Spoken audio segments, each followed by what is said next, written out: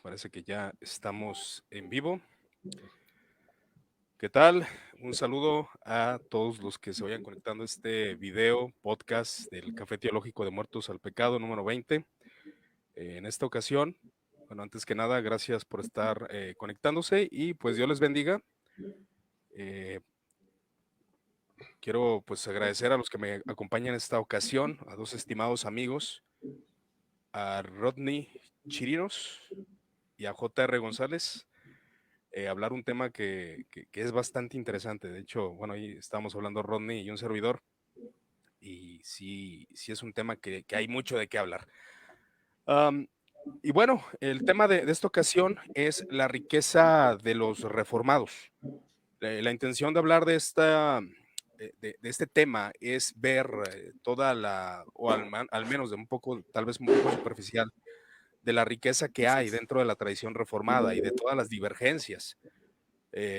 Y pues creo que tratar este tema nos puede ayudar un poco a abrirnos al campo de la catolicidad que los reformadores abrazaron. Y hablar de la tradición reformada, pues estamos hablando desde los maestros que empezaron, tanto como Zwinglio, Bullinger, Calvino, John Knox, y trataremos de hablar acerca de las confesiones, tantos como la confesión escocesa, donde participan 5 personas que en 4 días escribieron, que el que los lideró fue John Knox, esta confesión escocesa de 1560.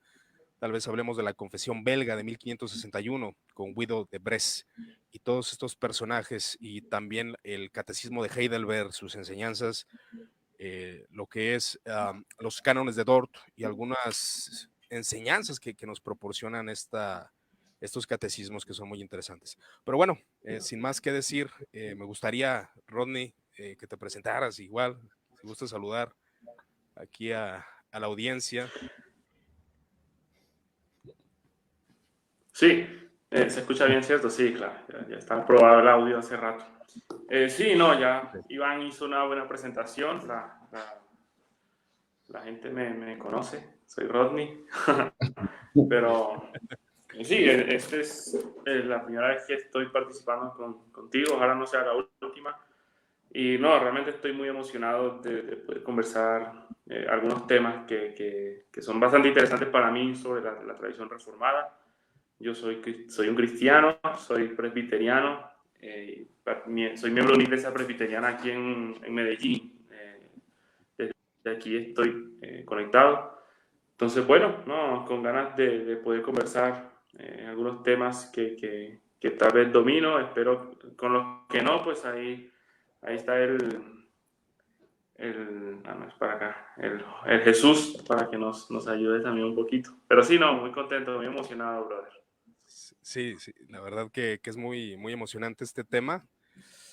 Y bueno, también JR, igual también me gustaría que dieras tus palabras, por favor. Bueno, yo en mi caso, pues ya, yo soy casi un invitado aquí de casa, de Muertos al Pecado. Ya es colaborador. Ya casi colaborador de ahí de la página. Siempre agradezco la amabilidad de Iván, y agradezco mucho a Dios también por la vida de Rodney y Iván, y pues la idea es tener una intención de una catolicidad. Yo no soy reformado, me interesan algunas cuestiones, pero en este caso voy a aportar algunas visiones acerca de la iglesia anglicana, que es algo que sí conozco, en parte por mi tradición metodista. Se te perdona esto, no te preocupes. No, ya. Algún defecto tenía que tener. Exacto. Pero en este caso, acabo de andar un poquito mejor de la garganta. Pero la idea es que en este caso aportar alguna visión también un poquito diferente, y lo poco que conozco del calvinismo y de la historia de la iglesia, y yo creo que entre los tres podemos abordar algo y pues hacer alguna visión un poquito más holística, que sea más integradora acerca de la iglesia en general en la visión completa. Así es. Y sobre todo esos puntos que nos unifican. Y creo que es bastante interesante desde los aspectos de la teología sacramental dentro del calvinismo, desde la tradición de la iglesia, que me gustaría que fuera el primer tema que tocáramos. La tradición de la iglesia. ¿Qué es la tradición de la iglesia? Esa será una muy buena pregunta, ¿no? ya que la tradición conlleva varios elementos que podemos ver como es la predicación o la forma de predicación de los primeros siglos de la iglesia, tanto como la forma de culto, el testimonio y algunas costumbres litúrgicas, que obviamente dentro de la reforma comenzó a haber ciertos rechazos, ¿verdad? De de este tipo de liturgia que dentro de Roma y dentro de algunas iglesias, como la iglesia oriental, aún se siguen guardando. Y muchas de estas doctrinas, Rodney JR, por ejemplo, San Agustín afirma acerca de la tradición, el bautismo de niños es de origen apostólico, aunque no esté claramente en la escritura. Esta es una parte de tradición eclesiástica. ¿Por qué se bautiza niños o por qué fue la Sí. doctrina mayoritaria dentro de la iglesia, ¿no? No sé, igual también podemos ver que algunos elementos de la tradición es el uso de íconos, uso de imágenes, forma litúrgica, entre otros detalles. Los reformadores, Rodney, JR, quien guste, eh, ¿qué pensaban de esta tradición de la iglesia, no?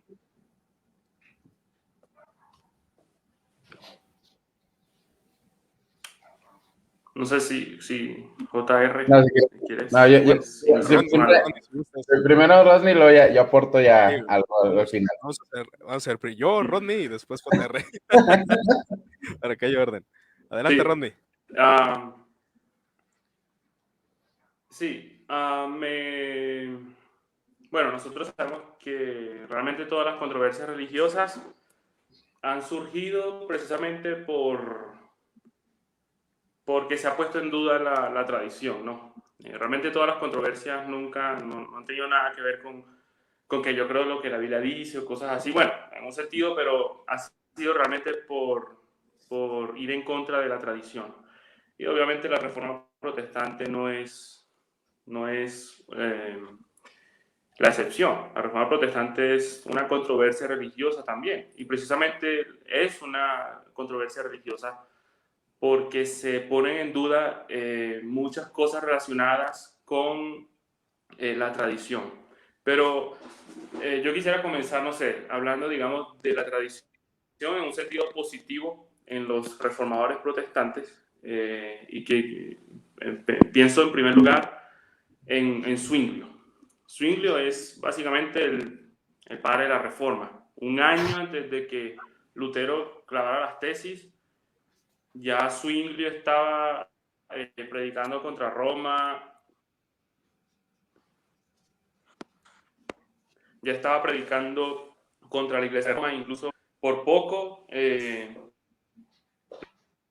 logra cambiar liturgia en el estado que estaba predicando.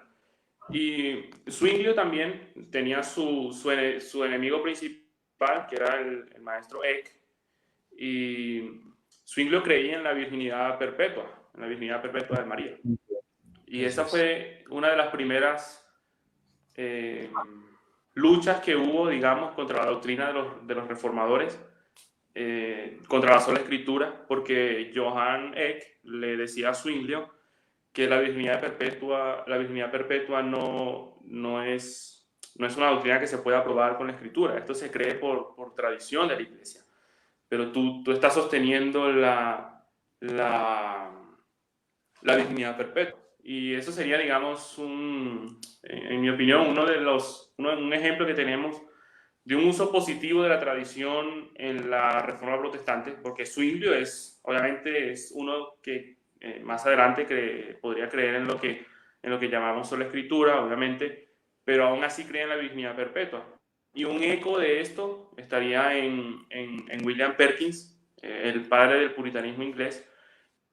William Perkins dijo que en la tradición podemos encontrar cosas buenas y verdaderas que no están en las escrituras. Y él ofrece ejemplos de eso, que están en las escrituras mismas. De hecho, por ejemplo, cuando en la epístola de Judas se menciona que el diablo estaba peleando contra el arcángel Miguel, ¿no? Por el cuerpo de Moisés. Y uno luego va al libro de Éxodo y no vas a encontrar eso en ninguna parte, pero eso lo recibió Judas por tradición de los judíos. Eso es lo que dice William Perkins. Entonces, Perkins dice que hay hay cosas que son buenas en la tradición y cosas que son verdaderas que de ninguna forma están en las escrituras, pero no se oponen a la escritura. Y en ese sentido tenemos razones para sostenerlas. Y la aceptación, digamos, de Zwinglio de la virginidad perpetua sería un ejemplo positivo de cómo la reforma protestante no representó, digamos, un choque completo contra la tradición de los antiguos o de los padres, sino que más bien buscó continuar la tradición y ser parte del pensamiento cristiano, ¿no? O de la tradición cristiana.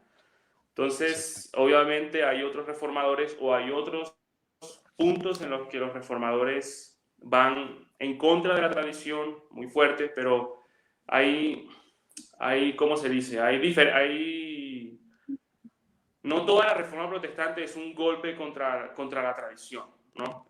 Hay continuidad, como hablábamos hace rato, y hay discontinuidad también. Y la creencia de los magisteriales y de otros reformadores de la reforma y de la posreforma en la virginidad perpetua es un ejemplo muy claro de eso. Y hay otro reformador también que se llamó, no sabría pronunciarlo bien, pero es Antonius Walaeus.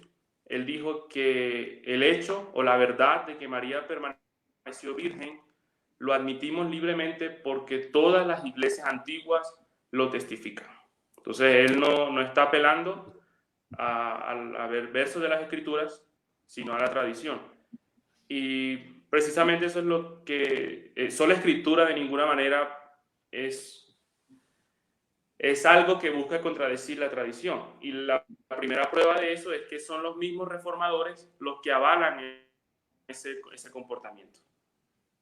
Eso está muy interesante, porque el principio de Zwinglio sería la tradición eclesiástica no podía estar por encima de la escritura, pero sí la tenía en un lugar donde se tomaba todo esto, ¿verdad?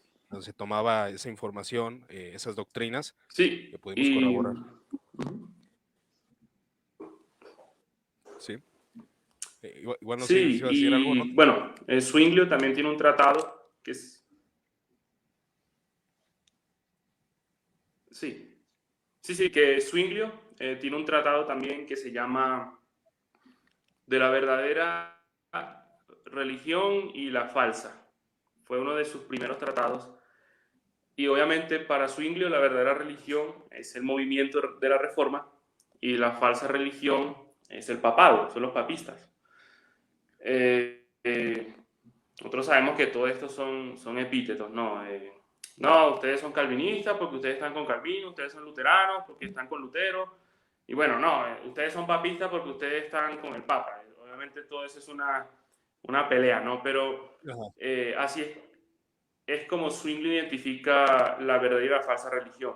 Pero para Zwinglio, en ese tratado, que realmente es muy importante, él dice que hay muchos hombres que no encuentran reposo en las palabras de Dios, sino que necesitan las indulgencias del Papa para ser consolados, ¿no? Y eso es precisamente lo que significa sola escritura. Es un asunto de confianza. Es decir, sola escritura no es un principio hermenéutico, o no nació así, no nació como un método o un principio para interpretar la Biblia. Simplemente nació como un asunto de confianza, de dónde reposa tu corazón. ¿Reposa en la palabra de Dios, en las palabras de Cristo, o reposa en la palabra del Papa, en la indulgencia?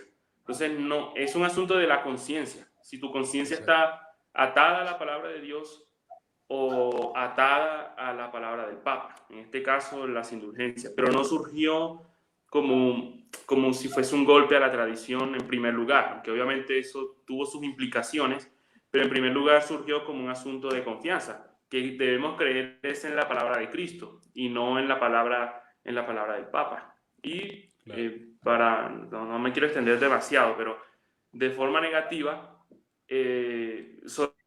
la escritura no significa que no importa lo que dijo Agustín, no importa lo que dijo Tertuliano, no importa lo que dijo Aquino, lo que importa es lo que dice la Biblia. No, sola escritura no es eso. Sola escritura no surgió como un principio para renunciar a lo que dice la tradición, sino que surgió como una crítica para no encontrar consuelo, como una crítica para aquellos que buscaban su consuelo en la palabra del Papa. O sea, sola escritura no es para desechar lo que dijo un padre de la iglesia o un teólogo medieval. Hoy se usa para eso y es una perversión del principio, sino más bien es un asunto de dónde está tu confianza, en la absolución del Papa o en el testimonio de Dios en su palabra. Entonces podemos ver el valor de la tradición de los reformados. Ese será un principio focal. JR, ¿qué piensas tú del valor de la tradición dentro de la tradición reformada, tanto en Zwingli, Calvino, entre otros? ¿Qué pudieras aportar, brother? Bueno, yo quisiera nomás agregar que, como bien dice Rodney, o sea, al principio de sola escritura no es un landmarquismo, o sea, no es una arrancar todo lo que es la iglesia.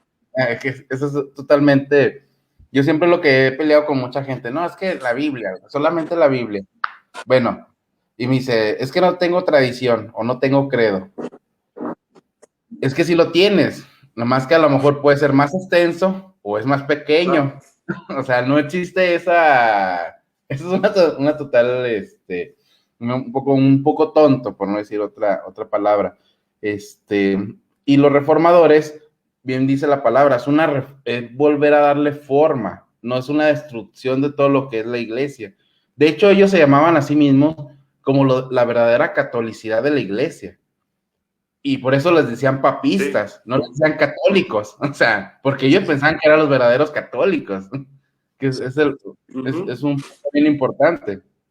Entonces, cuando dejamos la tradición, en cierta manera, como hemos platicado una vez Iván y yo, es difícil sostener muchas doctrinas que la iglesia ha sostenido en cierta manera, porque la tradición también es una parte, me va a escuchar muy católico romano, pero es una parte de la revelación que Dios mismo ha dado a su pueblo. Y es una sabiduría que ha tenido siempre la iglesia en sí mismo. Ahora, en la misma palabra nos dice que hay cosas que no van a estar escritas. Bien dice Juan que si escribiéramos todas estas cosas no cabrían en estos libros. O sea, hay cosas que no se escribieron, ciertamente. Ahora, vemos en algunos escritos, por ejemplo, la Didache o la Doctrina de los Apóstoles, que lo que se hacía directamente en el primer siglo, o también nos habla Pedro de que la interpretación privada es algo que no se debe de hacer. O sea, ese principio hermenéutico de mi subjetividad que solamente se aplica a mí mismo, no es. Aparte, otra situación. La fe de la iglesia es una fe comunitaria y que está depositada ¿en dónde? ¿Cuál es la comunidad? La iglesia. Exactamente. Entonces, ahora, Juan Calvino no desecha la escolástica. De hecho, tú lees a Juan Calvino y tiene mucha influencia de la escolástica. O sea, Pedro Lombardo, ¿no? Sí. Mucha influencia de ellos, de Bernardo de Claraval, entre otros. Juan Calvino es un escolástico. Es un escolástico, de hecho es un escolástico Juan Calvino. Sí, estoy de acuerdo con eso. Entonces, cuando me dicen, no, es que la filosofía medieval o desecho todo eso, digo, pues entonces mejor desecha todo.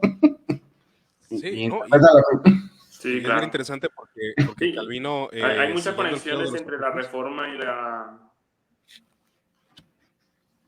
Adelante, Rodney.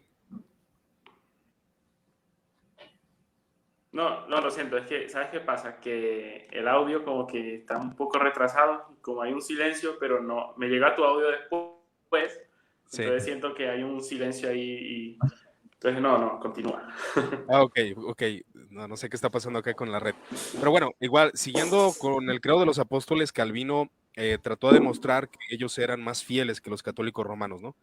Entonces, la fe histórica de la iglesia, ellos comienzan a tratarlo como la verdadera catolicidad, como viene diciendo Rodney y JR. Ahora, de lo que decía JR es muy interesante ver, porque muchos decían, bueno, es que Calvino fue muy brillante al sistematizar la institución de la religión cristiana.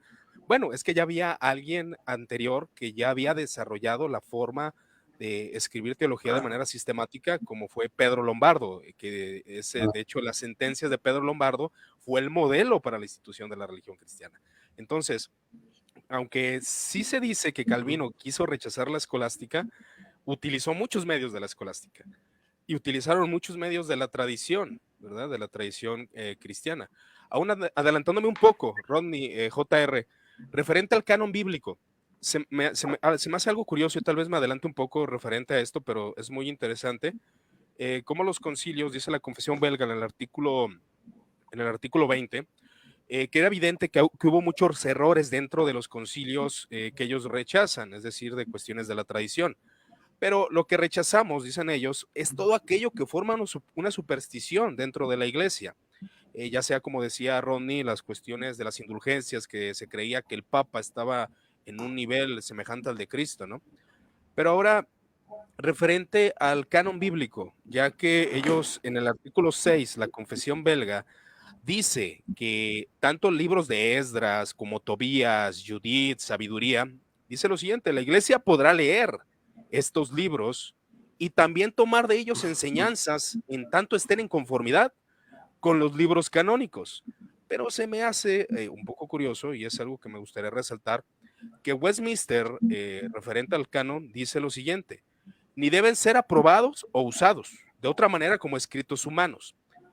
Tal vez se note un poco ahí la diferencia, que la Confesión Belga, toma este principio de la tradición, de se pueden tomar siempre y cuando no contradigan las escrituras, y el caso de Westminster se muestra un poco más radical, como que vamos viendo un aspecto de transformación de la tradición, ¿no? Como una línea en la cual se empieza a rechazar cada vez más aspectos tradicionales. Mencionando las cuestiones de la tradición, tanto como la Trinidad, lo que es el credo el credo niceno, los escritos de Atanasio, entre otros detalles, ¿no? Y para finalizar nomás esta argumentación, a mí me gusta mucho lo que dice el Catecismo de Heidelberg, que es la pregunta 22. ¿Qué es lo que debe creer el cristiano? Todo lo que se nos ha prometido en el Santo Evangelio, sumariamente contenido en el credo apostólico, en cuyos artículos se expresa la universalidad e infalible fe de todos los cristianos, ¿no? Ahí vemos cómo los reformadores, precisamente en las confesiones, la tradición, que es todos estos elementos, no lo rechazan. Y cabe mencionar, también me gustaría añadir un poco, referente a las festividades litúrgicas, porque aún el sínodo de Dort, él menciona lo siguiente: se administrará la Santa Cena una vez cada 3 meses. Aún cabe mencionar que no tenían esa regla de que cada domingo debería celebrar la Cena del Señor. También es edificante donde permitan a las circunstancias recibir cada domingo, el domingo de resurrección, la fiesta de Pentecostés y Navidad. Pero en los lugares donde todavía no hay congregaciones organizadas, es necesario instalar primero ancianos y diáconos. Dice esta parte en el Sínodo de Dort, en la regla 63 de los cánones. ¿Qué piensan ustedes respecto a esto? Porque son elementos de tradición, cosa que después la iglesia en Westminster comienza a rechazar, ¿no? Bueno, creo yo, nomás ahí adelantándome un poco, en Westminster, por lo que había estudiado yo de la iglesia anglicana, un poquito, y si no, corrígeme, ya tiene un poquito de influencia de los puritanos, ¿no? Ahí en la confesión de Westminster. Entonces, se nota ahí un poquito la diferencia entre el puritanismo y el movimiento. Para mí, el movimiento reformado y el puritanismo son un poquito ahí contrarios en alguna otra cosa. Y en ese punto se me hace un poquito diferente, porque a final de cuentas yo, también por mi influencia anglicana como metodista, pues yo sí llevo un calendario litúrgico, y para mí es de gran enseñanza tenerlo y llevarlo, porque a final de cuentas el hombre es un hombre cíclico, en el cual necesitas ciertamente llevar remembranza de lo que está llevando. De hecho, acabo de hablar con John Paul acerca del miércoles de ceniza, porque nosotros sí lo celebramos, una situación ahí un poquito, pero realmente no sé, creo que aparte de ese rechazo en cuanto a situaciones de celebrar cualquier fiesta litúrgica, viene un poquito más del puritanismo como tal, ¿no? En el cual dicen que solamente el día del Señor es el domingo y es el único que se puede celebrar. Que tienen 52 días litúrgicos, creo que siempre es su palabra que utilizan. Sí, hay una diferencia, pero Rodney, tú como presbiteriano reformado, ¿qué pudieras añadir respecto a estas posibles divergencias, ¿no? Dentro de los movimientos, dentro de la reforma presbiteriana? Sí, no, has dicho muchas cosas interesantes. Desde el principio, bien, esta semana se celebró la dieta de Worms, ¿no? Cuando Lutero estuvo, eh, donde dijo que su conciencia era cautiva, ¿no? De la palabra de La Dios. palabra de Dios. Y sí, algo que Lutero dice ahí, muy importante, no sé, para mí, es que él dice que él estaba dispuesto a cambiar de opinión. Si se me convence por las escrituras o por la razón. Es decir, Lutero no estaba rechazando la tradición cristiana, él estaba cautivo de la palabra de Dios, pero también estaba dispuesto a ser convencido por la razón. Y creo que la confesión de Westminster expresa un poco ese principio, porque ellos también, Westminster también dice que todas las cosas relacionadas con la salvación, con la fe y con la vida cristiana, podemos encontrarlas en las escrituras y podemos encontrarlas expresamente en las escrituras o podemos deducirlas, ¿no? Pueden ser deducidas por buena y por necesaria consecuencia. Y yo tengo ese concepto de la tradición de la iglesia, es decir, el credo de los apóstoles, el credo de Calcedonia, todos los credos ecuménicos son deducciones que la iglesia ha hecho por buena y necesaria consecuencia. Son deducciones que la iglesia hizo de las escrituras. Y ahorita JR mencionó el landmarquismo, ¿no? que es una forma de biblicismo también. El biblicismo es incluso una forma de racionalismo, ¿no? Es creer que la interpretación de las escrituras no necesita la tradición de la iglesia, no necesita la comunión de los santos, sino que soy mi Biblia y mi razón pura y nada más, yo no necesito nada más. Y precisamente por eso es que han habido controversias. Estábamos hablando de esto antes de comenzar, que los herejes y las controversias religiosas no han surgido por gente que desecha la escritura, sino por gente que desecha la tradición de la iglesia. Y el biblicismo resulta en herejía precisamente por eso, porque de plano, o sea, desde su inicio, ya rechaza dos artículos de la Confesión Universal de la Iglesia, que es la comunión de los santos y creo en la Santa Iglesia Católica. Y, por supuesto, yo entiendo, yo admito que la Reforma Protestante, por supuesto, que es una controversia religiosa porque también está rompiendo con aspectos de la tradición de la Iglesia, no con todos, pero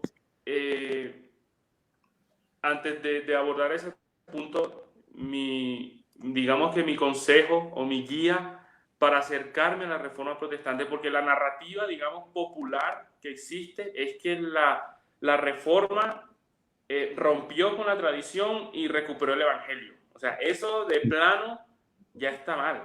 O sea, ya estamos malentendiendo la Reforma Protestante desde el principio.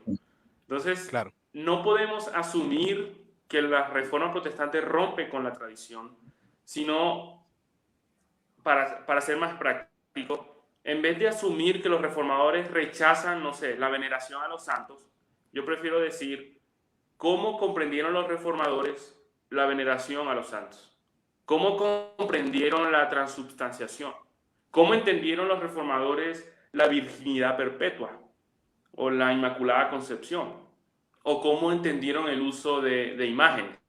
No podemos asumir que ellos rompen con todo porque la reforma es parte de la tradición. No podemos asumir que la reforma está rompiendo con todo lo antiguo. Ahora, tú estás hablando del sínodo de Dort, y hay una distinción muy particular, porque el sínodo no solo son los cánones, sino que también hay como una especie de libro de orden que se publicó también en ese De hecho, tiempo, que cité y ahí se habla de eso. Tú pusiste esa cita hace... Ok, sí, bueno, hace 2 semanas, no sé, donde hablan de los días conmemorativos. Hay una distinción particular allí porque ellos no lo llaman días santos, ¿no? Es decir, no llaman días santos a estas festividades, porque el día santo, obviamente para los reformadores, es uno solo, es el día del Señor. Entonces, el consejo, digamos, que se daba era que se celebraran estas cosas, pero no en los días que el mundo o que los idólatras lo hacen. Entonces, algo que podría ser muy común en tiempos de la Reforma y post-Reforma es que el sermón de Navidad, ¿okay?, que en el calendario litúrgico sería que el 25, ¿ok?, no sé, de diciembre, sí, ellos lo predicarían una semana antes. Pero el sermón de Navidad, pero una semana antes, como para evitar tener un parecido o una semejanza, digamos, con las mismas celebraciones en las que los papistas tienen. Ahora, obviamente eso, hoy en día en la práctica, eso no lo vas a ver en ninguna parte. Es decir, claro, no vas a escuchar un sermón de Navidad o de la encarnación de Cristo un diciembre en una iglesia reformada, en ninguna semana de diciembre, porque obviamente también hay un rechazo de plano del calendario litúrgico. Pero también, obviamente, tenemos la confesión belga, y eso es precisamente lo que estamos hablando, es la riqueza de la riqueza de la tradición reformada y la diversidad reformada. Y es que la confesión belga también lo que estábamos es una ahí confesión reformada. Y hoy en día no lo vemos así. Por ejemplo, hoy en día podemos ver los 39 artículos. Hoy en día alguien dice, no, esa es la confesión anglicana. Sí, está bien, pero esa es digamos, una interpretación histórica que estamos haciendo de esa confesión. Pero en ese tiempo nadie hablaba así de las confesiones. En ese tiempo todo eso era visto como una confesión reformada. Todo eso entraba en la tradición reformada, y es parte de esa diversidad. Entonces, sí, yo pienso que una iglesia protestante también podría seguir el calendario litúrgico, y me atrevo a decir que de hecho esa fue la posición mayoritaria de los primeros reformadores, porque ellos mantuvieron lo que llamaríamos, de nuevo, no días santos, pero sí días festivos. Días festivos, días festivos le llamaban también. Y tenemos un ejemplo claro, quería buscarlo ahora. Ok, no sé si me escucho. Sí, en la segunda confesión. Sí, yo te escucho. Okay. Quería leer el capítulo 24 de la segunda confesión helvética. Ellos... se me pierde. Pero ellos dicen en la segunda confesión helvética, que es obviamente una confesión de la Reforma Continental, ellos dijeron que si las iglesias cristianas, en el buen uso de la libertad cristiana, celebran de forma religiosa el nacimiento de Cristo, su circuncisión, la pasión, su resurrección y su ascensión al cielo y la venida del Espíritu Santo sobre los discípulos, lo aprobamos altamente. pero no aprobamos fiestas instituidas para hombres y santos. Entonces, la segunda confesión helvética parece, por lo que estamos viendo, que admiten una celebración litúrgica, ¿sí? No solo, digamos, ya como la confesión belga, que son días conmemorativos, Sí. pero la segunda confesión helvética dice que una iglesia puede celebrar piadosamente todo esto, siempre y cuando no se estén celebrando ni a hombres ni a santos. Claro. Y eso es muy interesante porque hace un énfasis de no celebrar aquello que tenga sustento bíblico, es decir, la Navidad, Pentecostés y Domingo de Resurrección, que sí se encuentra en el calendario litúrgico, se hace diferencia en los días que hay que celebrarse, pero de alguna manera sí podemos ver una distinción, ¿no? De cómo, como mencionábamos, una diferencia o diferentes conceptos que tenían de celebrar ciertos días los reformadores, que vemos que hay distinción entre ellos respecto a la riqueza de la tradición reformada, que es lo que estamos hablando. Pero fíjense que un tema que me gustaría tocar, igual lo estábamos charlando detrás de cámaras, acerca de algo sumamente importante para los reformadores, que bueno, todos conocemos la predicación de la palabra de Dios, pero hay un elemento que ellos jamás separaron. De hecho, ellos dicen que los distintivos de una verdadera iglesia es la palabra de Dios y los sacramentos.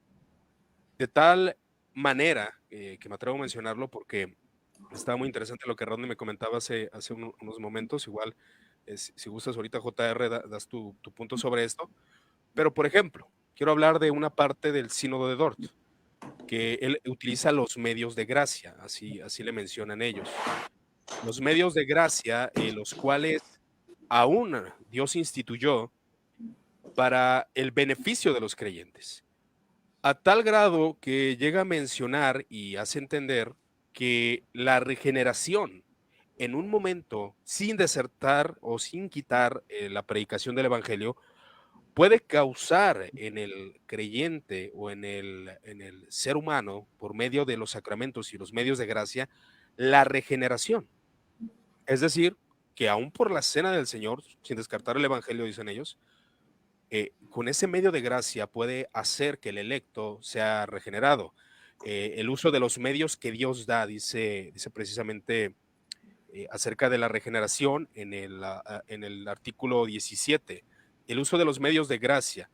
Y estos medios de gracia que Dios ordenó puede causar la regeneración, ya sea el bautismo o aún, ahora, no en sí el elemento, sino la gracia que se imparte por medio de los elementos, que es lo que estamos argumentando respecto a esto.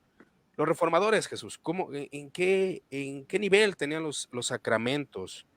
Porque para ellos eran sumamente importantes, vuelvo a insistir, no era algo de segundo orden los sacramentos para ellos. De hecho, hay condenas para aquellos que rebautizaban en las confesiones reformadas, ¿no? Bueno, en cierta manera, y como bien lo dice también hay Rodney, o sea, los anglicanos también caen dentro de la cuestión reformada. O sea, de hecho, muchos eran de una línea calvinista, pero volviendo al punto, por ejemplo, yo hablo desde la visión anglicana, los sacramentos eran de suma importancia. De hecho, se consideraban en algunos puntos que solamente como buenos reformadores había solamente dos sacramentos, ¿verdad? Que es el bautismo y la cena del Señor, ¿verdad? Ahora, la situación de ellos es que sí tenían un significado, o si lo podemos llamar a utilizar una palabra, una significación mística, porque al final de cuentas el bautismo te ingresaba directamente dentro del cuerpo de la iglesia, no te hacía salvo. Es que eso es un problema a veces que viene con algunos ya después bautistas o alguna situación, sino que era parte o para ellos sustituía a la situación de la circuncisión. O sea, te hacía parte de la iglesia. Era una significación así mismo como la circuncisión, que te hacía parte del pueblo de Dios. Asimismo, el sacramento del bautismo te integraba dentro de la iglesia. Ahora, sí tenía para ellos un significado. De hecho, por ejemplo, para el anglicanismo y que Wesley absorbe, sí tiene un poder de transformación para el creyente. No, para que tengas una idea, en el metodismo es la manera en que Dios integra la gracia previniente en los creyentes de la iglesia. O sea, ya hay un poder en el bautismo. Claro. Cosa que en la situación racionalista se elimina cualquier poder que pueda tener los sacramentos sobre el creyente. Fíjate que algo que a mí me llamó mucho la atención, porque sí veo unas confesiones reformadas que dicen y hacen un fuerte énfasis en esas palabras. El sacramento no es algo sin sentido y vacío. O sea, no es Así. vacío como se nos calumnia. Tiene el sacramento suma importancia y son medios, es lo que me hablaba con Rodney, que el sacramento, la diferencia con los papistas era de que el sacramento no tenía poder en sí mismo, sino que es un medio de gracia el cual Dios utiliza para hacer parte del pacto al bebé bautizado, y también aquel creyente que lo comía tenía poder de santificación, Así. ¿verdad? Por la fe, aunque las confesiones reformadas sí hacen un énfasis de que para participar de esto es necesario la fe, pero aún así, el cristiano que tiene fe en el sacramento y por la fe participa del cuerpo y la sangre del Señor, es un medio de gracia el cual lo va santificando más. Pero aún, como no son sin sentido y, y vacíos, aún el que no lo probara con fe, en su momento, como la palabra mística también ellos la utilizan como la unión mística, actuará porque es un medio de gracia. Ahora, la confesión belga me llama la atención que dice lo siguiente: por esta razón, creemos que quien desea entrar a la vida eterna debe ser bautizado una vez con el único bautismo, sin repetirlo jamás, condenando el credo bautismo, ¿verdad? Porque, obviamente hablando de los anabaptistas, porque tampoco podemos nacer dos veces. Así que el cristiano, que de hecho en el capítulo 14 de las buenas obras dice, las buenas obras es oír la palabra, creerla y participar de los santos sacramentos. Y a mí me llamó mucho la atención la explicación, Ronnie, que me gustaría que la dieras. ¿Cuál era el concepto del sacramento del Señor en palabras de Calvino? ¿Qué creía él referente a este medio de gracia, el cual, por la obra del Espíritu Santo, actuaba en la vida de los creyentes?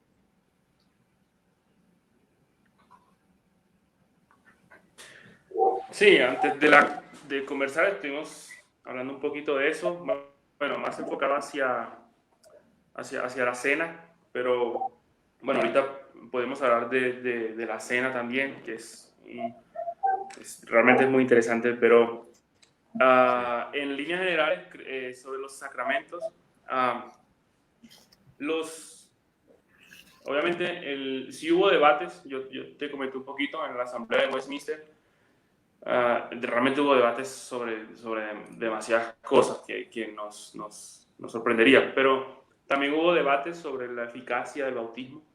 Yo te comenté, bueno, no solo en la asamblea, sino en la segunda reforma continental, este teólogo conocido, Germán Witsius, él no tengo todo el contexto de la cita, como te mencioné, pero él, no sé si lo menciona después, pero él menciona que hay teólogos de mucho renombre que difieren entre ellos sobre la eficacia del bautismo de infantes. Y dice que muchos sostienen que cierto tipo de regeneración y de justificación se otorga a todos los infantes del pacto, sin excepción alguna.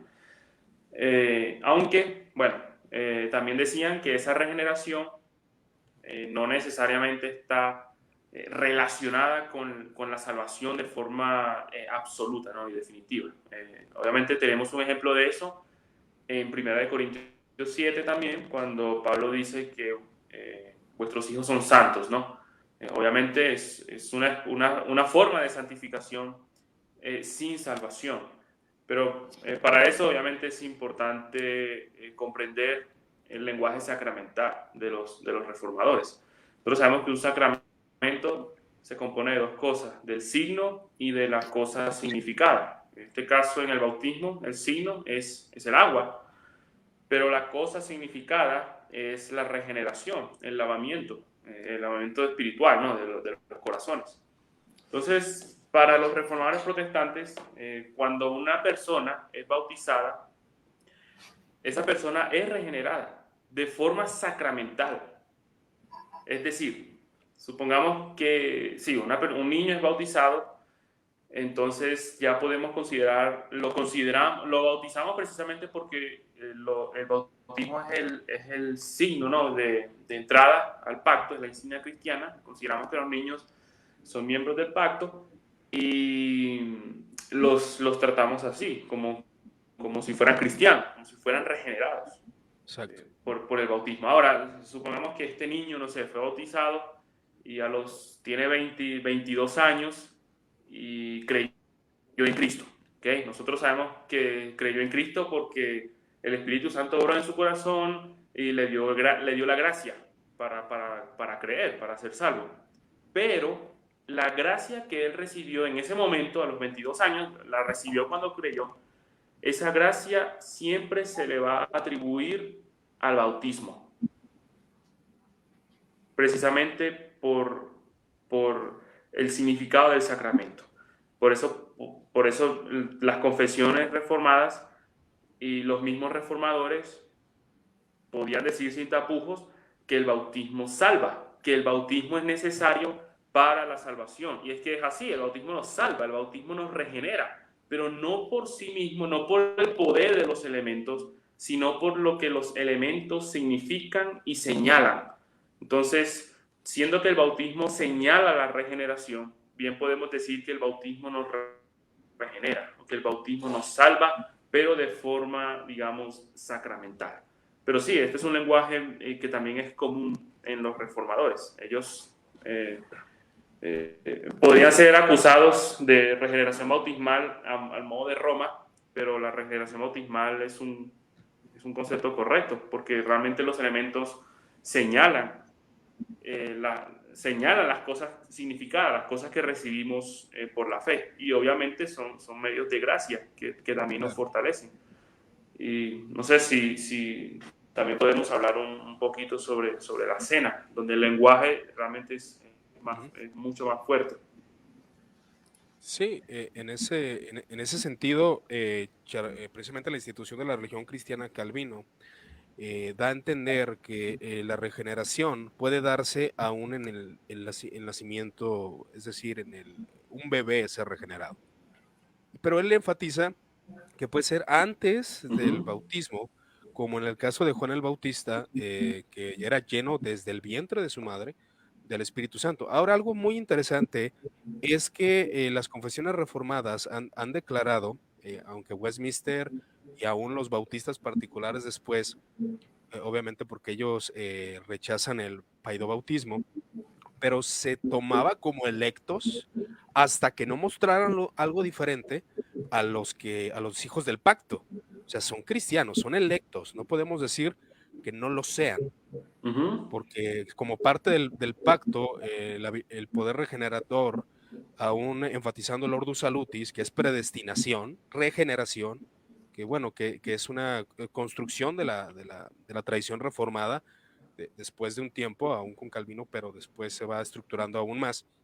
Y trata de mostrar, aunque Westminster hace una distinción, ¿no? Dice, los hijos elegidos o los niños elegidos, aún en su muerte, pues van a la vida eterna, ¿no? Porque fueron regenerados, porque así es como funciona, la regeneración previa, ¿no? Que es parte de la tradición reformada. Aunque podemos hablar de mil y un cosas respecto a eso. ¿O tú qué opinas, JR? ¿Algún comentario respecto a eso?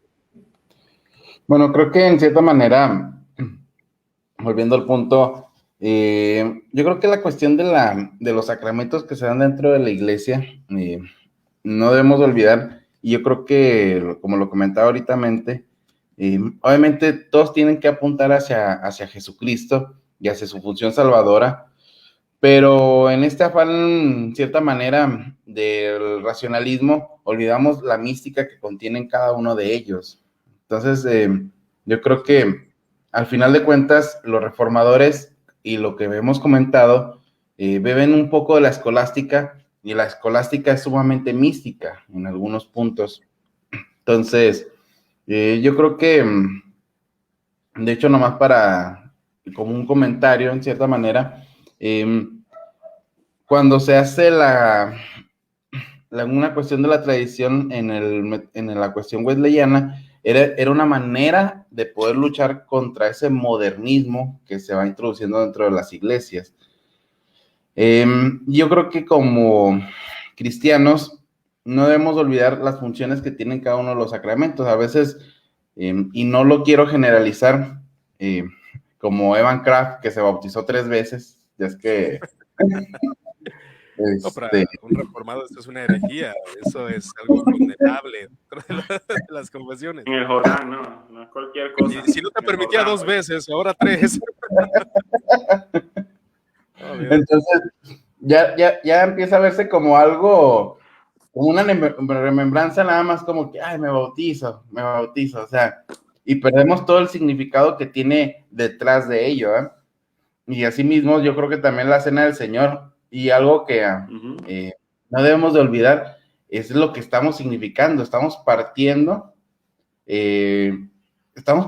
con el Señor el pan y el vino que Él hizo en la última cena. Entonces, claro, yo creo que olvidar eso yo tendría cuidado de olvidar el sacrificio meritorio y el poder de esos símbolos. Fíjate lo que dice la confesión precisamente belga acerca de los sacramentos, el capítulo 21, dice: reconocemos que en sí el sacramento no tiene poder solamente, o sea, no por virtud ni poder del sacramento, sino que confirmamos que realmente en la cena del Señor se logra tal unión con Cristo Jesús, o sea, una unión mística. Y precisamente dice que aquel que no participa por la negligencia, porque no tiene fe, está comiendo el pan, está bebiendo la copa, eso hace que no participe realmente de ese medio de gracia. Pero dice lo siguiente: porque el Espíritu Santo nunca puede ser separado de la institución de la cena del Señor. No priva a los fieles el fruto de la mística acción, ¿verdad? Hablando de términos místicos, esa unión mística que a través, decía Rodney, me estaba explicando hace un momento detrás de cámaras, cómo Calvino concebía que nosotros no hacemos bajar al Señor en la cena del Señor, sino que los creyentes suben a la presencia, según la visión reformada, suben a la presencia del Señor en esta unión mística, por medio de la fe, participando del Espíritu Santo. Por eso es sumamente interesante y es algo que no se enfatizó cuando se trajeron ciertas doctrinas de la Reforma. El sacramento rara vez era predicado de tal forma que se entendiera la gran importancia que tenía para estos reformadores, ¿no? Entonces es interesante la comprensión de ellos. Es decir, se nos da una gracia no solamente al creyente en general, sino a todos los que participan de la cena. Es un elemento de gracia, es un elemento que Dios utiliza aún para la conversión de los creyentes, y eso es sumamente interesante, ¿no? O sea, la fe confirma el sacramento y por la fe te santifica más, o aún el incrédulo en esa participación de los elementos y que el Espíritu Santo está obrando, puede llevar a la conversión. Y eso a mí me parece muy interesante dentro de la tradición reformada, ¿no? Pero, ¿qué les parece? Igual, si brincamos a algo que sí me gustaría que platicáramos acerca de la iconoclastía o de los íconos, ¿verdad? Que es un tema muy, muy interesante. Dice Calvino, citándolo a él: por tanto, es evidente que cualquier estatua esculpida o cuadro pintado para representar a Dios le es totalmente desagradable y un insulto a su majestad. Pero algo que me llama la atención de Calvino en su institución de la religión cristiana, del arte de pintar esculturas, él dice: sin embargo, no llega ni a mi escrúpulo a tanto que yo opine que no se debe permitir imagen alguna, más porque las artes de esculpir y pintar son dones de Dios. Pido el uso legítimo y puro de ambas artes, del cual dice: a fin de lo que Dios ha concedido a los hombres para gloria suya, provecho nuestro, no solo se ha pervertido y mancillado abusando, sino además para que no se convierta en daño nuestro. Dice él: si no es lícito representar a Dios en forma visible, mucho menos lo será adorar tal imagen como si fuese adorada y adorar a esta imagen que es de Dios. Ahora, estos textos de la institución se han interpretado como: las imágenes de historias bíblicas pueden ser lícitas, no dentro del culto, pero sí pueden ser usadas. Ahora, algunos aspectos reformados dicen que aun en cuanto a la persona de Cristo como hombre podría ser lícito, aunque no dentro de la adoración litúrgica. Y obviamente Calvino contrarresta la declaración de Gregorio y aún de Juan de Damasco de que son libros para los indoctos. O sea, no son libros, dice Calvino, ¿no? ¿Qué pueden agregar, Rodney, referente a este asunto de la iconoclastía dentro de la tradición reformada? Sí, tú lees eso de Calvino, no sé, me da risa porque Calvino es tan duro con algunas cosas, pero luego lees eso otro y es todo blandito, ¿no? Para otras cosas. Un amor. Sí, el uso de las imágenes es otro, digamos, de esas cosas, de esos tópicos que revelan la diversidad que existe en la tradición reformada. Pero obviamente el uso de las imágenes ha sido controvertido desde siempre, o bueno, también desde mucho antes de la tradición reformada. Pero sí, obviamente hubo reformadores que rechazaron tajantemente el uso de imágenes, no solo señalando que eran heréticas, ¿no? Sino que iban contra el segundo mandamiento. Ahora, heréticas en el sentido de que son una forma de nestorianismo. Sabemos que Nestorio separaba las naturalezas de Cristo, ¿no? Y para Calvino, el problema principal de las imágenes era ese, que separan las naturalezas de Cristo, porque la imagen no puede representar la divinidad de Jesús, sino solamente su humanidad. Entonces Calvino decía, no, mira, las imágenes están separando las naturalezas de Cristo. Y esa es la opinión de muchos teólogos durante la Reforma y posreforma. Y es la opinión de, por ejemplo, Zacarías Ursino también, que obviamente es uno de los teólogos que recoge muchísimas opiniones de Calvino. Y de hecho, el Catecismo de Westminster no solo prohíbe las imágenes, sino que prohíbe imaginarse a Jesús en la mente.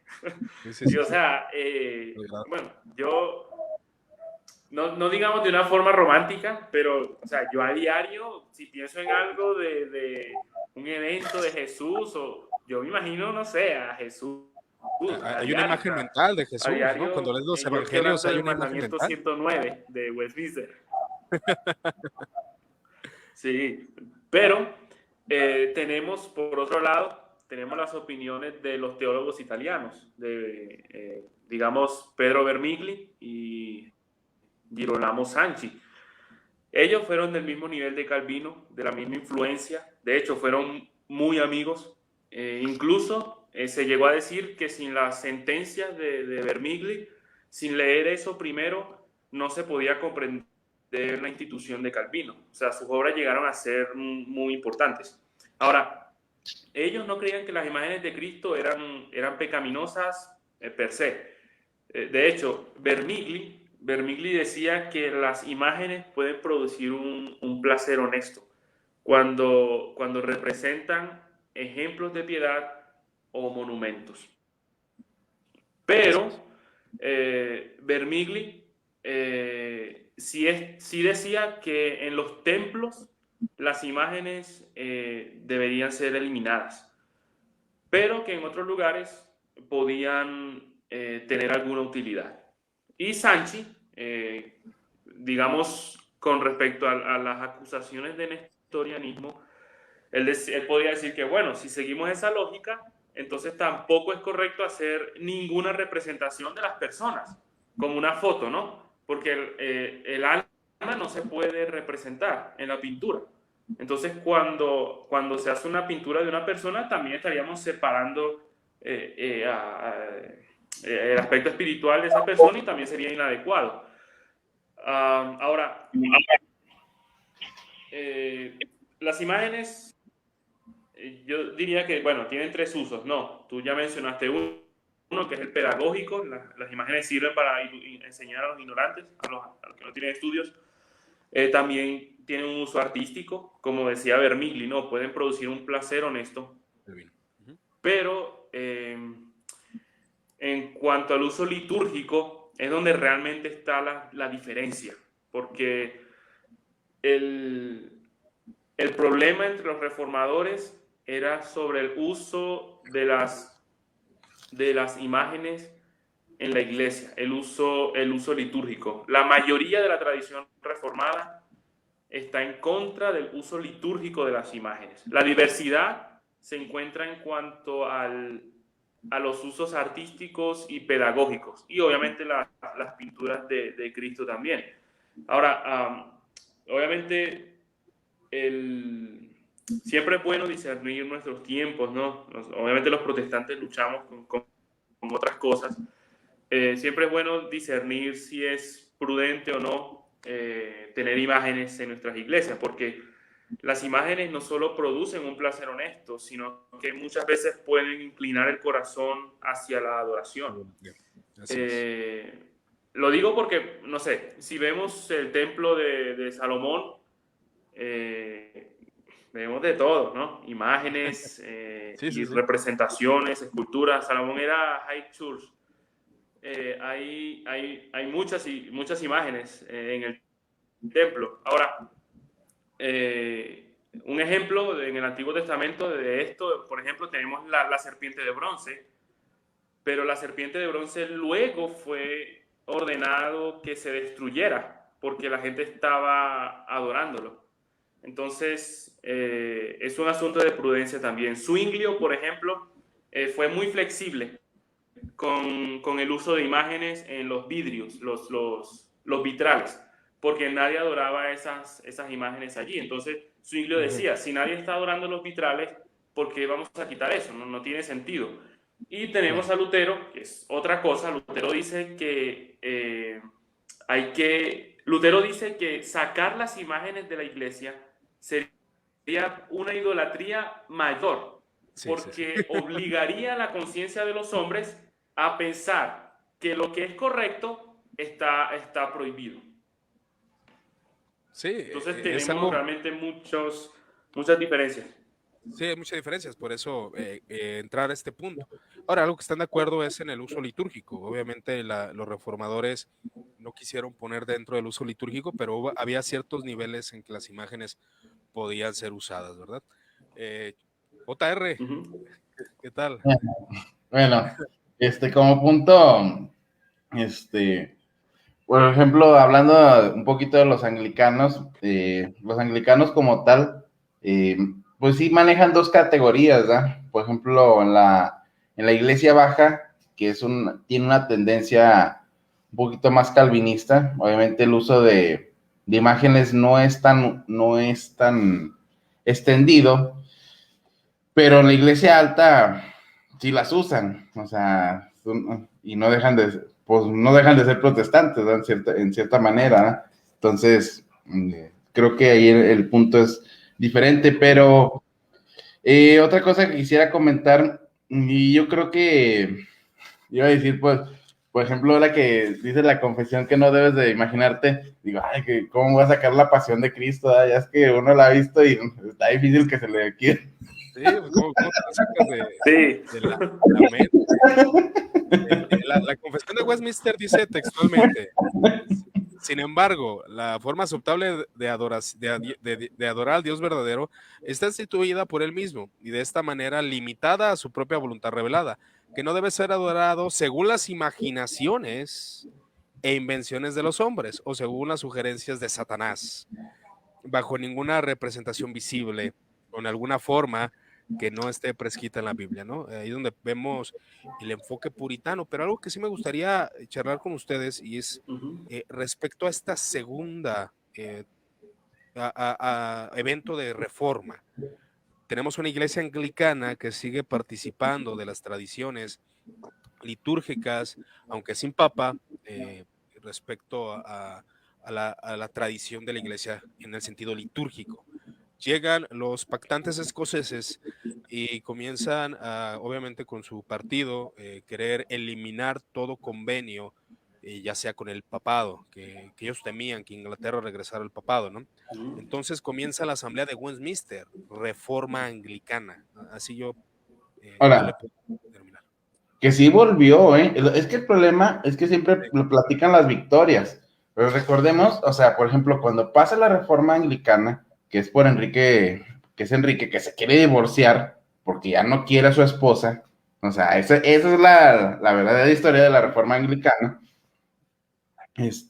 pero Enrique como tal sigue siendo un católico confesante, o sea, él no deja, o sea, no deja su catolicismo. Es Thomas Kramer, que empieza a meter el calvinismo o el protestantismo dentro de la cuestión del anglicanismo.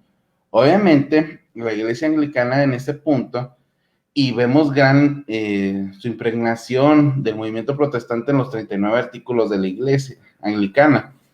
Pero ese artículo de unidad no significa uniformidad.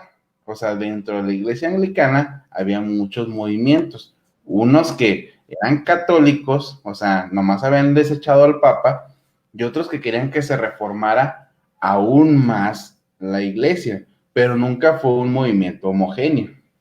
Ahora, el anglicanismo da para muchas cosas. De ahí surge el presbiterianismo, también los bautistas, o sea, los bautistas como los conocemos, los metodistas, o sea, todo ese tipo de movimientos, pero no fue un movimiento uniforme como tal. De hecho, nomás para tenerlo en cuenta, muchos años después surge el movimiento de Oxford, que es de donde sale Newman, que es un movimiento de regreso al catolicismo original que tenía la iglesia anglicana.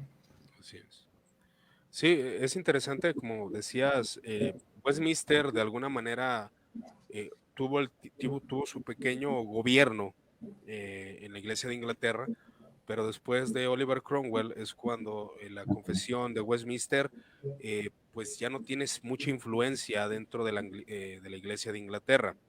Ahora, los escoceses, pactantes escoceses, cambian la confesión escocesa por la confesión de Westminster. Dice un hombre que hay acusaciones referente que Westminster no es el pensamiento de Juan Calvino, sino que dice él que es la forma más fiel de que interpreta Calvino, o sea, Westminster, que Westminster viene siendo el pensamiento culmen de Calvino. Y un historiador dice que si Calvino hubiera descubierto esta confesión de Westminster, se sorprendería porque no es idéntico a su pensamiento. Algo que a mí me llama mucho la atención es cómo toca los temas de la reprobación. Cuando el mismo Calvino decía que había límites, y cosa que en algunas confesiones posteriores, que había límites en la predestinación. Él menciona decreto terrible a la reprobación, pero jamás fue más allá explicando los efectos de esto, ¿no? Que después los seguidores hablan del infralapsarianismo, supralapsarianismo, y aún la confesión de Westminster pues afirma que algunos no son elegidos y son reprobados. Algunos afirman que es infralapsaria, supralapsaria, entre otros detalles, pero dentro del movimiento reformado, el escritor de la Confesión Helvética, si no me equivoco, Bullinger, él creía en la predestinación para salvación, pero rechazaba la predestinación para condenación, o más bien no la tomaba en cuenta y solamente decía son aquellos que rechazan a Cristo. O sea, no había un desarrollo tal cual.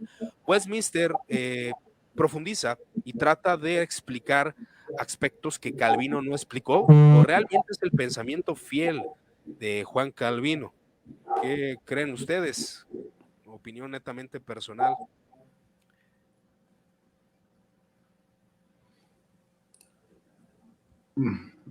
Bueno, yo aquí nada más como agregando un poco, yo he leído a Calvino y estoy más de acuerdo con Calvino que con los calvinistas. Bueno, subsecuentemente de la teología que se va desarrollando,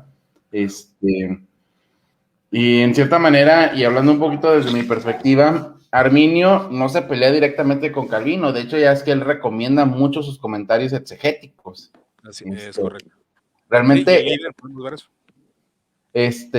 Realmente se pelea con el calvinismo que tiene un poquito después algunas situaciones decretivas por las consecuencias, porque ellos van al extremo, o sea, llevan el decreto hasta el último término. Ese es el problema que tiene Arminio realmente. Y Arminio nunca se consideró fuera de la iglesia reformada, ¿eh? También es parte de la tradición reformada. Así es. De hecho, la iglesia holandesa, que es reformada, es arminiana. Eso es un punto muy interesante a veces que hay mucha riqueza dentro de esas situaciones, ¿verdad? Ahora, en este punto, yo que he leído a Calvino, de hecho tengo los comentarios de Calvino, del Evangelio de Juan, son muy buenos, la verdad es que Calvino es muy bueno en situaciones alguna exegética, ya deja de presumir,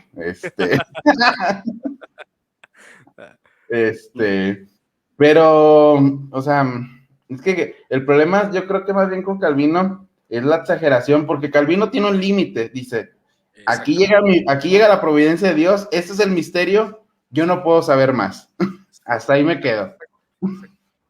Sí, es que él pone los límites Sí. y él dice, Sí. y a un Dort, perdón, Rodney, nomás digo esto, y a un Dort decía, hay que tratar esos temas con sumo cuidado, no con cualquiera, hablando de la reprobación. Pero es interesante. Adelante, Rodney. Sí, lo que dijo Jesús, ahorita yo te lo mencioné antes de empezar también, ¿no? Que una cosa es Calvino y otra los calvinistas, una cosa es Lutero y otra los luteranos, y una cosa es Zwinglio y los zwinglianos, ¿no? Eh, es como, ¿no? Como cuando se acusa a Zwinglio de creer la cena, de que creía que la cena era un memorial. Zwinglio no creía eso, pero los zwinglianos sí. Entonces, lo mismo pasa con las confesiones. Una cosa son las confesiones y otra cosa es aquellos que las confiesan. Y yo creo que en los reformadores vemos también, como ya mencionó Jesús también, vemos mucho de este misticismo, ¿no? Parecen medievales muchas veces. Y muchas cosas lo dejan al misterio también. Y yo creo que en la predestinación suceden esas cosas. Yo entiendo que a veces nosotros no nos enfrentamos a las conclusiones lógicas de lo que creemos por miedo, pero también creo que a veces, o cobardía, no, pero a veces creo que también debemos tener cuidado no quiero decir algo que suene muy raro, pero probablemente ustedes me entiendan, no dejarnos llevar por la pura razón, por la pura lógica de las cosas. Estamos de acuerdo. Los tres estamos de acuerdo. Pudiendo caer en el peligro. Sí. Pudiendo caer en el peligro de contradecir la fe misma y las escrituras. Y es que los reformadores siempre dejaron un espacio para el misterio. Es decir, si yo creo que Dios nos predestina para salvación, yo no puedo caer, digamos, en un juego de palabras y decir, bueno, si esto es así, entonces esto debe ser así. Y si esto debe ser así, es porque esto es así, y esto es así, y esto debería ser entonces así. ¿Qué es lo que pasa muchas veces con los extremos, con los enfoques acerca de la reprobación? Yo diría que mayoritariamente los reformadores no dieron, cuando se referían, digamos, a la reprobación, es muy común leer pasar por alto, ¿no? Que en cuanto a los que no han sido elegidos, a los reprobados, simplemente son ignorados, ¿no? Pasados por alto. Pero luego hay muchas, si podríamos preguntarles a muchos de ellos cómo sucede, ¿no? Esa reprobación, probablemente sería más prudente dejar un espacio para el misterio en vez de tratar de resolverlo y caer en una blasfemia o en una blasfemia, ¿no? De injuriar a Dios de algo. Que de hecho, el mismo Arminio no estaba, su oposición a la elección no tenía que ver con que la elección es condicional o cosas así, como ya fue luego con la remonstrancia. Su oposición a la elección, en primer lugar, era porque él pensaba eso. O sea, él pensaba en las consecuencias lógicas de la reprobación. Y es que eso podría hacer a Dios el autor intelectual del pecado. Del pecado. Entonces, obviamente, ya luego, obviamente la remonstrancia fue, ya es lo mismo, ¿no? Una cosa Arminio, otra cosa los arminianos también.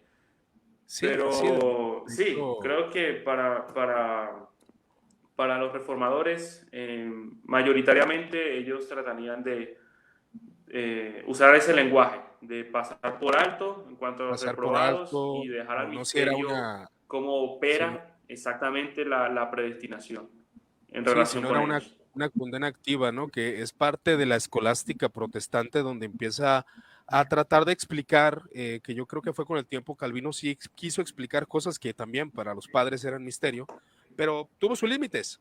Y después, tanto con Dort, Westminster, aún tenían sus límites. Dice la contrarremonstrancia, precisamente contra esto, que Dios pasa por alto a los demás en su justo juicio y dejándolos en sus pecados, o sea, no había una condena activa, pero la escolástica protestante comenzaron a debatir si Dios activamente reprobaba, si Adán, si Dios nos condenaba ya por Adán o por nuestro pecado, o si nos reprobaba tomando en cuenta el pecado o no tomándolo en cuenta, y todo esto ya empieza a ser parte de la tradición reformada, aunque precisamente muchos tratan de decir, bueno, Westminster era supralapsario, el Sínodo de Dort, supralapsario, pero aún tuvieron cuidado en estas declaraciones, y las declaraciones de la contrarremonstrancia es el tema de la reprobación, hay que hablar con restricción y mucho cuidado, siguiendo la sugerencia de Calvino, hay límites, no hay más, esperen, no vayan más allá, ¿no?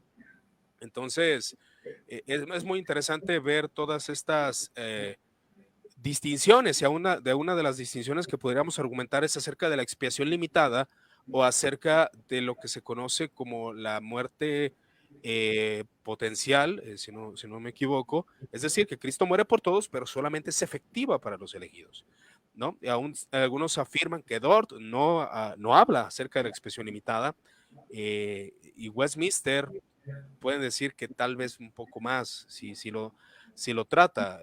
Lo que es Dort dice que el valor infinito de la muerte de Cristo, esta muerte del Hijo de Dios es la ofrenda de satisfacción única y perfecta por los pecados, de una virtud y dignidad infinitas y sobreabundantes, suficiente como expiación de los pecados del mundo entero.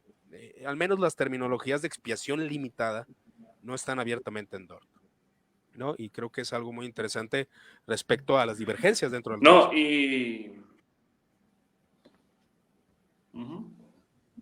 Sí, la expresión limitada, digamos, el término, la frase, obviamente no está en ningún lado, no está en las confesiones. Obviamente es algo que surge mucho después. Las confesiones y los reformadores protestantes no hablan de la redención en términos de alcance, sino de satisfacción. Calvino mismo utiliza esa expresión, que la muerte de Cristo es suficiente para todos y es eficiente solo para los elegidos. El concepto de expiación limitada, no sé, tipo hoy en día o tipo Owen también, que probablemente no es lo mismo tampoco, digamos como el tulip, como se enseña hoy, y como digamos le enseñaría a Owen, también tiene sus diferencias. Surge obviamente mucho después, sería como lo que estamos diciendo, es una conclusión lógica de esas cosas, y realmente lamentablemente esos son los enfoques que hay hoy, es lo que hay, y son realmente dañinos, porque de nuevo no se habla en términos de alcance, sino en los términos de satisfacción. Y es que la muerte de Cristo es suficiente para la redención de todos, pero obviamente se hace eficaz en los elegidos, ¿no? Que obviamente Dios los ha predestinado para la salvación y ejercen la fe en Él. Perfecto. Y yo le comentaba a Iván que es curioso que hoy en día, ¿no?, tenemos solo este pedacito de la teología reformada, que digamos son el Tulli, los 5 puntos, y obviamente uno lee los 5 puntos y siempre la narrativa, pero también sobre eso es que los 5 puntos surgen de los cánones de Dort, ¿no? Y en un sentido sí, pero uno lee los cánones de Dort y es otra cosa, o sea, no es lo mismo. Exactamente. Y no solo eso, sino que hoy en día se nos muestra que eso es lo que significa ser reformado, ¿no? Creer en los 5 puntos. Cuando no siempre ha sido así. Obviamente la formulación de los 5 puntos sabemos que es súper nueva y que también hubo teólogos reformados que no sostuvieron las cosas, digamos, de esa forma. Y yo di un ejemplo de John Davenant. John Davenant fue un ministro que estuvo en la Asamblea de Westminster y él no creía en la expiación limitada. De hecho, Owen podríamos decir que sería su contrario. Pero John Davenant era un ministro reformado, él estuvo en la Asamblea de Westminster. Entonces, en ese tiempo, eso no es lo que te hacía reformado. En ese tiempo no eras reformado por eso. En ese tiempo eras reformado por tu posición sobre el gobierno de la iglesia, por tu posición sobre la cena, sobre los La sacramentos. verdadera Pero iglesia esas se cosas distingue no es por... lo que te hacía reformado. De hecho, John Davenant no sostenía la expiación limitada, sino que sostenía lo que llamarían un universalismo hipotético. Es obviamente algo, es distinto, ¿no? Al concepto de expiación limitada. Y obviamente, como siempre, hay que tener cuidado con los anacronismos, ¿no? Que Roma hace mucho eso también, es verdad, pero también en el sector protestante eso está sucediendo mucho también. Es como lo que Iván está diciendo, no, la confesión de Westminster es supra o es infra, pero en ese tiempo, en ese momento, ellos no estaban discutiendo esas cosas, ellos no estaban peleando por eso. Entonces, estamos trayendo términos de diferentes épocas y mezclándolos, ¿no? Obviamente, por eso es que se nos dificulta comprender muchas veces las confesiones y a los reformadores mismos, porque les aplicamos conceptos con los cuales ellos ni siquiera estaban familiarizados, ni lo estarían. Ante toda esta argumentación, podríamos decir, igual esta pregunta la hago con respeto, obviamente, que los bautistas particulares entran a la tradición reformada. El silencio. Pues es que vemos las confesiones lo que dicen, ¿no? Y podemos ver a los bautistas. Bueno, yo veo distinción, ¿verdad? Perdón, hermanos, o sea, no me estoy burlando, pero es que sí hay distinción. Esa pregunta no podía faltar, ¿vale? Es un clásico. Es un clásico. Igual yo sé que va a haber quien vea a estos jóvenes, pero es que es verdad, o sea, yo le invito al menos a ese análisis, porque vea las confesiones reformadas como aún condenan cosas que los bautistas abrazan, ¿verdad? Entonces, sí, es anacronismo querer hacer de los bautistas partícipes, aunque yo puedo creer como que es parte de esta reforma puritana, que sí, o sea, podemos decir que es una reforma diferente a lo que la reforma de Calvino fue, ¿verdad? Igual podemos ver muchos conceptos aún de puritanos guardando el sábado, enfatizando el sábado, y son cosas que no se dicen. Se cree que los puritanos siempre es domingo. No, el día del Señor para muchos era el sábado, literalmente la ley de Moisés era el sábado. Entonces, los puritanos, la separación de la iglesia romana y sus tradiciones los llevó a rechazar cosas que los reformadores conservaban, separación de la forma de gobierno y la liturgia, o sea que estaban en contra del episcopado, una simplificación de la adoración, sin música, sin rituales, sin idolatría, sin imágenes literal, ¿no? Y es donde vemos que son más, y había estricta observancia del sábado por muchos puritanos. Entonces también podemos ver que hay una distinción entre los reformados, es decir, Calvino, siguientes confesiones reformadas, a Westminster y aún a aquellos bautistas particulares que también pues tienen su parte al tomar de Westminster, ¿no? Pero bueno, no sé si quieran agregar algún otro dato. Ya llevamos casi 1 hora y media, ¿no? Sí. Últimas palabras. Sí, no, yo igual, sí, no tengo problema sobre lo que estás diciendo de los bautistas. La tradición reformada es diversa, ¿sí? Tiene mucha diversidad, pero tiene unidad también, y eso es importante.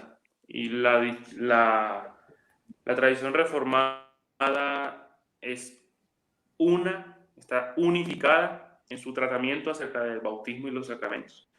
Es decir, en el hecho de que en este caso los niños deben ser bautizados.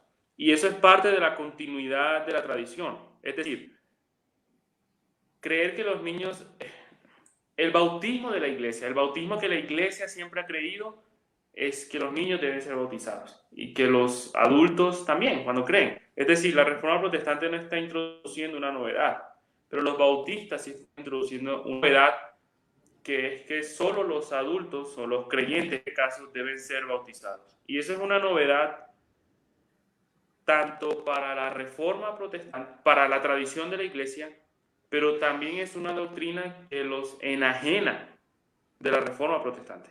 Entonces, podríamos, o sea, Calvino, eso no son mis palabras, pero Calvino piensa, o sea, en cuanto a los bautistas que tienen un espíritu de error, que están extraviados por por el diablo. Entonces, esa sería la opinión realmente de Calvino, de ellos. Sí. Entonces, no es justo.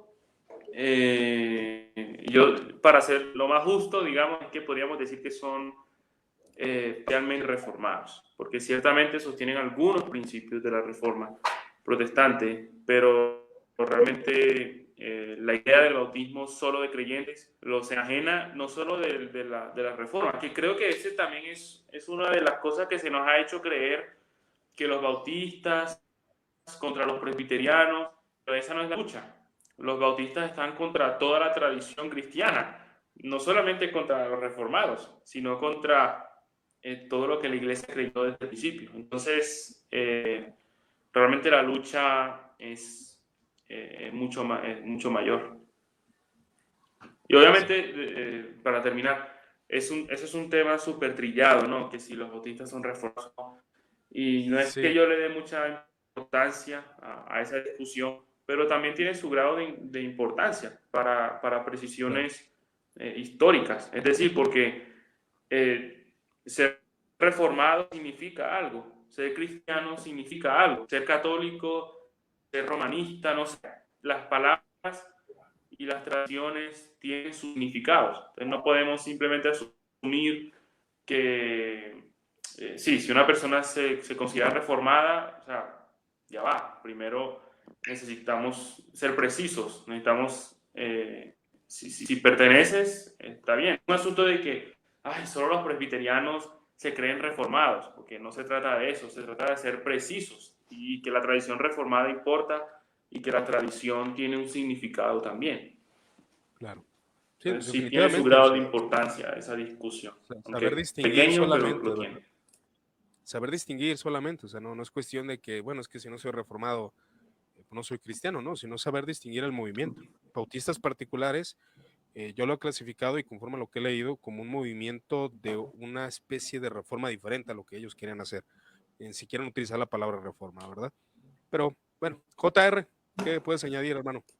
Bueno, yo puedo decir que los bautistas no son reformados, nada. Esa es mi palabra. No, pero yo creo que... Clásico. O sea, yo creo que en esa manera, y nomás añadiendo un poquito, no entiendo a veces el afán de adoptar o tener nombres pues que no te corresponden, ¿no? Es como si yo quisiera como metodista, bueno, bautizo bebés, tiene una teología pactual, creo en los sacramentos, soy reformado. No, o sea, no lo soy, o sea, no. A lo mejor puedo tener una similitud, pero no lo soy, porque hay cosas que nos diferencian, ¿no? Sí, claro. Entonces, no, o sea, si tenemos una identidad, no tratemos de apoderarnos de otra que no es la de nosotros. Eso podría agregarlo nada más como comentario. Seguimos siendo hermanos en Cristo. Es que una cosa es ser cristiano y otra cosa es la denominación. No te hace más o menos cristiano ser de alguna otra denominación. Lo que sí es rechazar el credo apostólico, eso sí te deja fuera de la iglesia como tal. ¿No? Así es. Sí, yo como bautista, porque cabe mencionar que me dieron muchos puntos de bautista, cuando comprendí esto de la distinción de los reformados, pues no me llamó la atención. Que no eres reformado. Pues sí, no estoy pregonando bautista reformado, no, sino que bautista simplemente, aunque soy un poco ecléctico en muchas cosas, como ustedes sabrán, pero sí es interesante conocer realmente la historia y no hacer anacronismos, no buscar apoderarnos de una tradición que no nos corresponde, porque pues eso nos hace deshonestos. Pero bueno, vamos a ver si hay algunos comentarios por aquí. Parece que pues, solamente nos saludan aquí el buen Rogelio Saldaña, el buen Esteban. Hay un Amus en el grupo, es broma, creo. Creo, saludos hermanos, dice el buen Esteban. JR no necesita presentación, pues ya todos lo ubican aquí que siempre anda de colaborador. Jaja, que arda el mundo, dice. Haciendo preguntas. Saludos máquinas, dice el buen Pablo. Mientras vemos la tradición como algo solo propiamente romanista, habla de lo poco que se ha entendido la catolicidad, dice el buen Esteban. Otro comentario dice, creo que es lo mismo. Y dice el buen Chacón, el pentecostalismo es el evangelio. Yo me bauticé 2 veces, más el bautismo del Espíritu. Bueno, y aquí ya, si lo hubieran quemado al buen Chacón, los reformadores. Excelente tema. ¿Qué se ríen? Bueno, saludos aquí.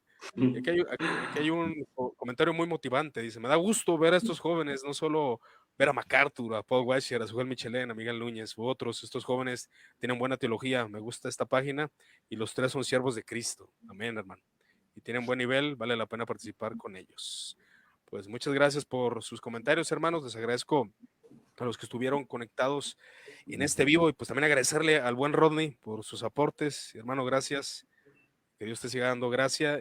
Muchas gracias por tu aporte como presbiteriano. Es interesante escucharte. Aún detrás de cámaras, muchos aportes muy buenos. J.R. González, pues como siempre, hermano, ya sabes, un gusto tenerte aquí, colaborador. Tiene el 50 de la página de Muertos al Pecado. Pues muchas gracias. La verdad que me gustó mucho el tema y la participación de los 2 hermanos.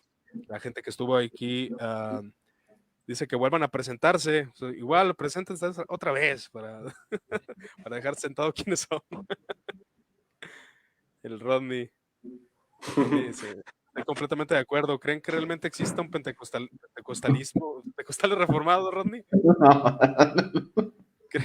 Bueno, pues es que sí se utiliza ese término. Dice, bueno, pues es que pues, ¿cómo lo podríamos denominar? O sea, porque hay mucho, si hay pentecostales o nuevo calvinista, hay pentecostales que abrazan las doctrinas de la gracia solamente, pues que ¿cómo se le podría denominar? No sé, nuevo calvinismo. Yo quisiera ahí como que agregar, para mí este movimiento nuevo Sí, no o sé. nuevo calvinista es como que realmente tiene un espíritu bautista con un toque carismático y con una soteriología calvinista. Así, esos serían así como que mi punto pero realmente no tendrían algo reformado. Bueno, no creo para mí. Es que sí hubo un tiempo, ¿no? En Brasil había muchos que se llamaban pentecostales reformados, yo me acuerdo muy bien. Y sí, tenían su soteriología calvinista, hablan de la depravación Sí, hay total. iglesias que se llaman así también, creo. No sé. Sí las hay, Pero mira que, pero bueno, yo sé que ya nos despedimos y todo, pero este comentario de este último que pusiste, no sé, Ricardo, creo que era su nombre, cuando habla de MacArthur, Miguel Núñez y todos ellos, todos ellos son los proponentes, ¿no? Del nuevo calvinismo y los exponentes más importantes de eso. así es. Y todo esta de gente que expone estas cosas, me recuerda son las palabras de Lutero. En plena Reforma Protestante, obviamente hubo una explosión, no solo de comentarios, de libros, de confesiones, tratados, ensayos, de demasiado. Y Lutero se quejó de eso, porque esa explosión de libros, decía Lutero, están obstaculizando el acceso a los antiguos, a los padres y a los medievales. Y hoy en día sucede lo mismo. Esta explosión de libros, cada uno de los 3 autores que se mencionaron tendrán, entre sumarán 2 libros, tal vez más. Son tantos libros que son como un muro. Todos sus libros son como un muro y un obstáculo para que la gente conozca la teología reformada. conozca a los teólogos medievales, conozca a los padres de la iglesia. Y eso es lo que ellos son. Ellos son un obstáculo. Ellos no representan la reforma en Latinoamérica. Aquí no hay nada de eso. Ellos lo que han representado es un obstáculo para conocer la reforma realmente, para conocer a los padres. Una persona puede estar muy familiarizada con ellos, pero lee a Calvino y se aburre, no lo comprende, no le gusta. Lee a Aquino y no le gustan esas cosas, porque precisamente la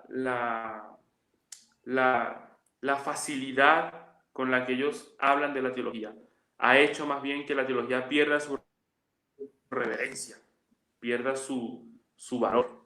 Entonces, obviamente nosotros necesitamos ser claros para hablar de teología, para enseñar, pero han banalizado muchas doctrinas también, al punto de que la gente no conoce su propia tradición, no conoce los padres de la iglesia, ni a los medievales, ni a mucha gente, incluso teólogos modernos, que son súper importantes, pero precisamente por eso, porque muchas veces ellos, queriendo hacer bien, porque obviamente yo los escuché en un principio, no es nada en contra de ellos personalmente, ellos son predicadores, ellos predican a Cristo también, pero realmente han sido un obstáculo para conocer la tradición reformada y la tradición de la iglesia en general.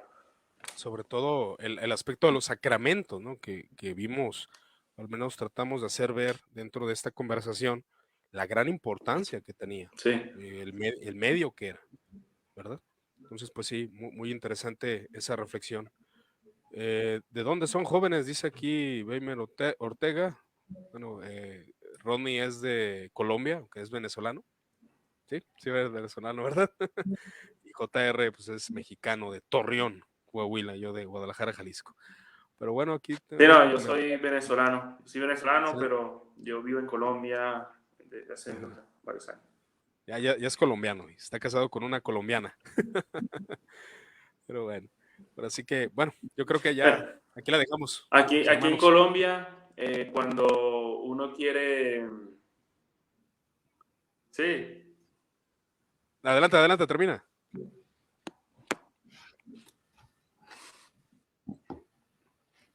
No, solo aquí en Colombia tienen una expresión que dicen, oigan a este. Es una expresión muy aquí de Medellín, muy paisa, como cuando quieres, no sé,